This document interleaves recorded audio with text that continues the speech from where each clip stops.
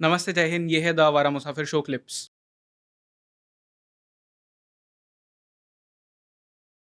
2021 में BJP leader Kirit Somaiya इन्होंने एक बयान दिया था जिसमें इन्होंने कहा था शरद पवार के लिंक्स थे दाऊद इब्राहिम के साथ। उन्होंने कहा था कि सेम प्लेन पे फ्लाइट में बैठ के गए थे ये दोनों। एक्स RNDW के ऑफिसर है इनके सूड, उन्होंने भी सिमिलर क्लेम्स ये किए थे। उन्होंने तो इनफैक्ट ये भी कहा था कि दाऊद इब्राहिम के लिंक्स अहमद पटेल के साथ भी थे, इंडियन नेशनल कांग्रेस के जो लीडर थे। एक क्रिमिनल जब इस लेवल का डॉन बनता है, ऑफ कोर्स वो सपोर्ट के बिना नहीं बन सकता, political and even I would say कुछ हद तक पुलिस का सपोर्ट। क्या कहानी है पूरी? देखिए, पॉलिटिकल पैट्रोनेज अंडरवर्ल्ड के हर डॉन को, हर गैंग को मिलता रहा है और उसके बिना कोई भी गैंग खड़ा नहीं हो सकता, बन नहीं सकता, चल नहीं सकता। सिर्फ अंडरवर्ल्ड को पॉलिटिकल पैट्रोनेज नहीं मिलता है, उसको कारपोरेट पैट्रोनेज भी मिलता है, तभी वो चलते हैं। आपको देश में या शहर में एक बड़ी मिल ऑपरेट करनी है, 10 तरह के उसमें यूनियनबाजी होनी शुरू हो जाती है। कैसे हैंडल करेंगे आप? सारी जायज़ नाजायज़ मांगे तो सारी मांगी नहीं मानी नहीं जा सकती। जायज़ हों, ठीक ठाक हों, तो परहेज गुरेज भी नहीं मिल मालिक को पूरी करने में।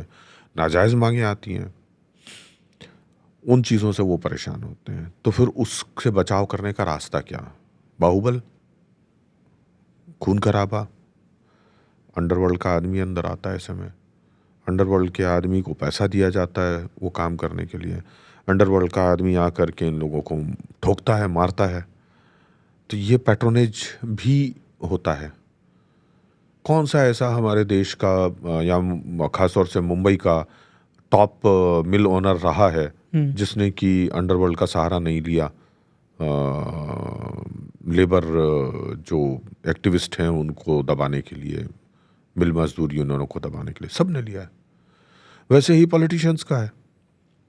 हमारे यहाँ तो कहते हैं तुम्हारे पास दाऊद है तो हमारे पास में गवली है। बाला साहब ठाकरे का स्टेटमेंट था ये। जब ठाकरे साहब मंच पे खड़े होकर के ये बात बोल सकते हैं तो फिर अकेले शरद पवार को क्यों मतलब टारगेट करना, या अहमद पटेल को क्यों टारगेट करना, क्या या XYZ को क्यों करना? भाई, इस हमाम में सब नंगे हैं। इस हमाम में सब नंगे हैं।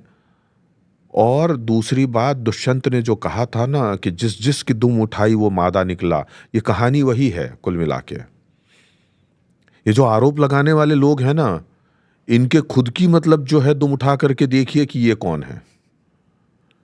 इन लोगों के भी संपर्क संबंध हैं। इनके ऊपर कोई कभी कुछ नहीं कह पाता, क्या करता है।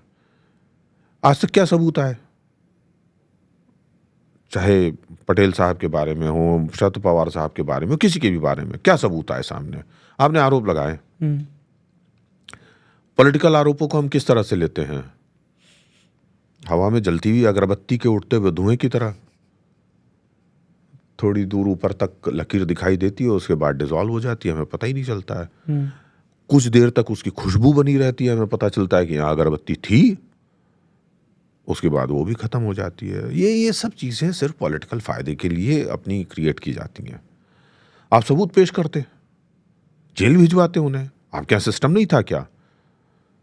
हमारे यहाँ तो जुडिशरी इतनी पावरफुल है। इंदिरा गांधी जैसी ताकतवर नेत्री को गद्दी से खींच करके उतार करके और उसको जेल कर दिया था हमारे यहाँ की सुप्रीम कोर्ट ने। पवार साहब की क्या हैसियत थी उनके सामने? उनके सिपहसालार ही तो थे, उनके किलेदार ही तो थे। उनको नहीं दबा सकती थी हमारी जुडिशरी? दबा सकती थी। ये आरोप लगा देना और फिर बाद में धीरे से ये पुछल्ला भी जोड़ देना कि टाइम आने पे सबूत दूंगा। इनके पास सबूत नहीं होते हैं जो ये कहते हैं। और जिसको करना होता है वो फिर सुब्रमण्यम स्वामी जैसा होता है, उठा करके कोर्ट में एक केस फाइल करता है, सारे सबूत पेश करता है। हार जाए जीत जाए वो अलग मुद्दा है।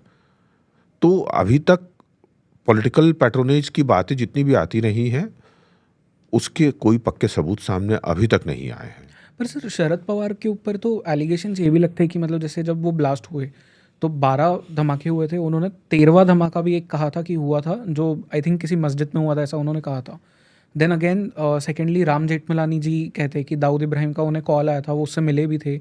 Dawood Ibrahim wanted to come back to India. उसके सिर्फ कुछ 3 शर्तें थी कि पहली शर्त थी उस पर 3rd डिग्री टॉर्चर ना किया जाए, सेकेंड कि उस पर एग्जिस्टिंग सारे केसेस निकाल दिए जाए, 93 ब्लास्ट के लिए उस पर ट्रायल रन किया जाए, एंड आई थिंक 3rd शर्त ये थी कि उसे जेल में ना रखा जाए, हाउस अरेस्ट करके रखा जाए। जब राम जेठमलानी जी ने ये चीज़ शरद पवार जी को कही थी तो उन्होंने इग्नोर कर दिया था इसे। शायद वो एक चांस था दाऊद को वापस इंडिया लेके आने का एंड 93 ब्लास्ट में उसे प्रूव करने का कि इसका हाथ था, पाकिस्तान का हाथ था। ये सब क्या हुआ था? देखिए ये बहुत ही ट्रिकी क्वेश्चन है और इसके 2 पार्ट हैं।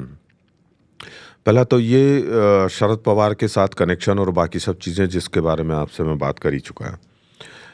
दूसरी चीज़ ये कि जेठमलानी साहब के साथ में दाऊद की बातचीत हुई थी। जेठमलानी साहब ने खुद मतलब इस बारे में कहा था, अखबारों में, मीडिया में खूब शाया हुआ, वो खूब छपा, उससे भी इनकार नहीं है। रह गई बात कि पवार साहब ने उसे इनकार कर दिया था या इग्नोर कर दिया था कि ये नहीं होगा। देखिए, अगर वो कर भी लिया जाता ना तो ये तीनों शर्तें मानना जो है संभव ही नहीं थी भारत के लिए। बहुत मुश्किल काम था ये, क्योंकि आप सारे केसेस हटा नहीं सकते थे।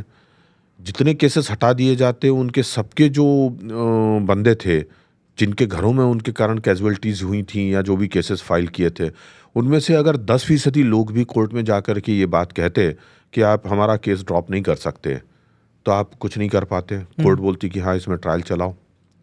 चूंकि वो दुबई से आने वाला था जिसके साथ में ट्रीटी नहीं थी इस तरह की कोई भी, तो ये चीज़ मानना लीगली डिप्लोमेटिकली पॉसिबल ही नहीं था। राइट। तो इसमें शरद पवार का हाथ होना या उनका इग्नोर कर देना या उनकी विलिंगनेस ना होना, उसके पीछे बहुत सारे लीगल, टेक्निकल, डिप्लोमेटिक इश्यूज थे। एक कोई भी एक्ट होता है ना, और जब 2 राष्ट्रों के बीच में कोई सी गतिविधि और घटना होती है तो उसको आपको बहुत ही ब्रॉडर पर्सपेक्टिव में देखना पड़ता है, बहुत खुले तौर पे देखना पड़ता है उसको। आप संकीर्ण विचारधारा रख करके और फोकस होकर के नहीं देख सकते, आपको डीफोकस होना होता है, दूसरी तरफ भी जाना पड़ता है। तो उसमें ये सारे मुद्दे थे। हाउस अरेस्ट करके रखना ठीक है, कोई बहुत बड़ी बात नहीं थी, वो कोई कठिन शर्त नहीं है। और एक जो शर्त और क्या थी उनकी, 3rd डिग्री टॉर्चर, कोई ज़रूरत ही नहीं है। ठीक है, क्योंकि जो भी कुछ करना होगा नहीं करना होगा, पुलिस को 3rd डिग्री करके ही निकालना नहीं होता है। बहुत सारी और भी मेथड्स हैं। आप ट्रुथ सीरम टेस्ट कर सकते हैं, आप पॉलीग्राफ टेस्ट कर सकते हैं, आप बियोस कर सकते हैं, बहुत सारी चीज़ें हैं जो आप उनके ऊपर एडमिनिस्टर कर सकते हैं। आप बॉडी लैंग्वेज के ज़रिए मतलब चीज़ें पता कर लेते हैं। आजकल तो बहुत मतलब डेवलप है वो साइंस भी। तो मतलब 94, 95, 96 में तो FBI और CIA वगैरह ये सब चीज़ें यूज़ कर ही रहे थे ना, बॉडी लैंग्वेज वगैरह सब। क्रिमिनल साइकोलॉजी में वो सारी चीज़ें पढ़ा रहे थे, उनके यहाँ बड़े बड़े एक्सपर्ट थे। हमारे यहाँ उतने अच्छे एक्सपर्ट नहीं थे लेकिन थे थोड़े, तो वो सब कर ही सकते थे। तीसरी जो एकमात्र शर्त थी उसकी, जिसके बारे में मैंने कहा कि सारे केस हटा दिए जाएं और 93 ब्लास्ट ही चलाया जाए, तो उसको मालूम है 93 ब्लास्ट में मेरे खिलाफ कुछ भी साबित नहीं होगा, क्योंकि सारे दस्तावेजों में दाऊद के खिलाफ एक भी बयान नहीं है। तो वो तो उसको तो बरी होना ही था। अगर उसके खिलाफ बयान नहीं है तो हम किस बेसिस पे बोलते हैं कि दाऊद इन्वॉल्व था इस केस में? क्योंकि दाऊद के बारे में बहुत सारी डिटेलिंग और इंटेलिजेंस इनपुट्स तो है ही ना। तो उसे हम एज अ सबूत नहीं यूज कर सकते अगर इंटेलिजेंस इनपुट को कभी भी सबूत के तौर पे इस्तेमाल नहीं किया जा सकता कोर्ट ऑफ लॉ में।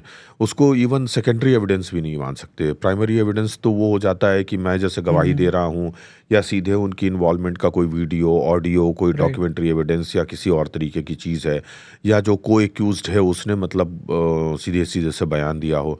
दाऊद के से मिलने और उससे बातचीत होने और बम ब्लास्ट के बारे में बातचीत होने के बयान ही कहाँ हैं? तो आप कैसे उसको एस्टैब्लिश करेंगे? इंटेलिजेंस इनपुट के नाम के ऊपर तो कचरा कितना आता है।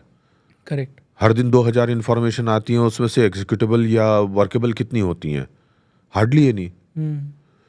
तो वो तो हो ही नहीं सकता, पॉसिबल ही नहीं है।